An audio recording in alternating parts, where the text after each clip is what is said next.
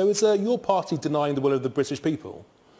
Well, I think, as my colleague Graham Stringer said in the debate, I think Labour has made a mistake in voting against the principle of second reading. There clearly are some changes that need to be made when we go through committee stage to make sure that there is better scrutiny of some parts of the legislation. But to vote against the principle, I think will look, even if it's not meant to look like that, will look to a lot of Labour voters who supported Leave that we are trying to kind of slow down, at the very least, the whole Brexit process. So this is just a piece of legislation that is absolutely necessary in order that when we leave in March 2019, the laws will continue and there'll be a sort of process that doesn't cause too much difficulty for business and for communities generally. So if the Labour Party is trying to slow down the Brexit process, how can it be trusted? Well, I think that that's one of the questions that I certainly would have been making today. There are people who feel very strongly on both sides, and there were some Conservative MPs today who also want to see changes. And there will be 8 days of scrutiny. That could go to extend to more days of scrutiny. But, some of the issues that people are complaining about, more use of statutory instruments and Henry VIII powers, those have been used in the past. And, let's not forget that something like 12,000 EU regulations and directives have come into British law without any scrutiny whatsoever. So, I just think it's a little bit rich for people to be complaining too much about this when, for years, the only people who ever worried too much about the EU legislation was not, I'm afraid, Parliament, but some individual members of Parliament. So I hope Labour will think again before Monday, and that perhaps a number of MPs will abstain at the very least, because we can always, they could vote against third reading after we've gone through the committee stage if we don't get some changes. Yeah, but the whole mantra of the whole Brexit ideas, those who are in favour of Britain leaving the European Union, was this whole notion of taking back control, putting power back in the hands of parliaments. But we're not doing that, are we? We're seeing the governments taking control, riding roughshod of parliaments. No, I think that's a very exaggerated way of putting it. Most of what this is really doing, in simple terms, is making sure that the European Union Communities Act of 1972, when we joined the EU, which made EU law supreme over our own courts, over British law, that is being repealed.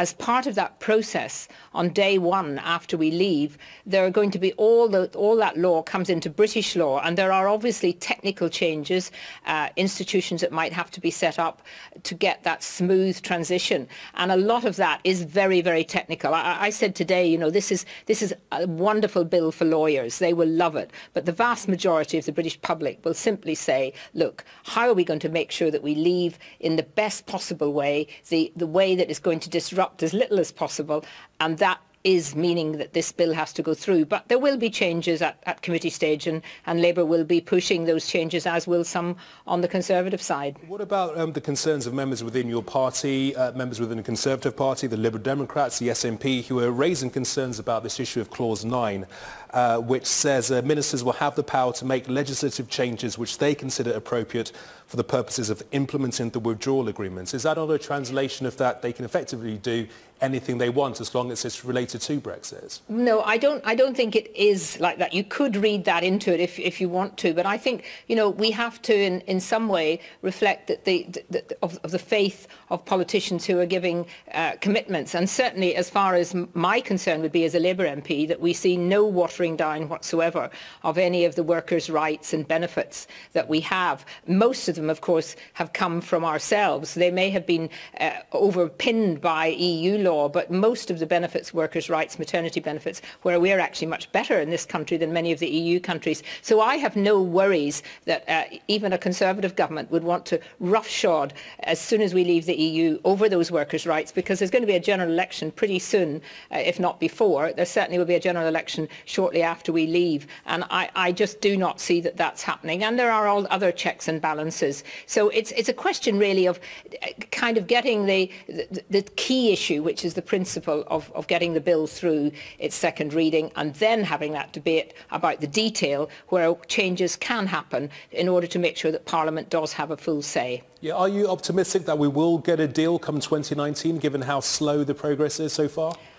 Well, I'm optimistic that we will continue to push for a deal on our side, but I'm afraid I'm not that so optimistic about the European Union at the negotiator level wanting a deal. You know, I think it seems to me that they want to delay things and be as negative as possible. Now, I think once we have the German election and we get down to nearer the time, you know, as Barnier keeps saying, the clock is ticking, but it's also ticking for the EU, and they are going to have to start facing reality too, and therefore I think we will see some movement. And if not, you know, we have to stay firm, because the EU need us just as much as we need them in terms of trading.